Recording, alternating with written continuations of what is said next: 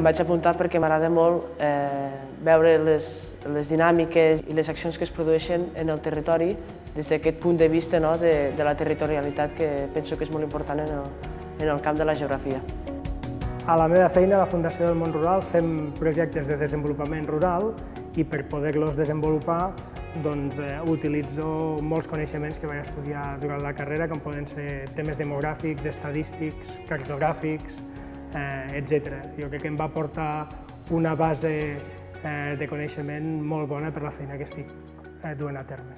Fem demografia, fem economia, fem diverses disciplines que envolten el que seria la geografia en si. Hi ha una gran diversitat de perfils tècnics que necessiten coneixements de geografia i, per tant, penso que és una molt bona opció.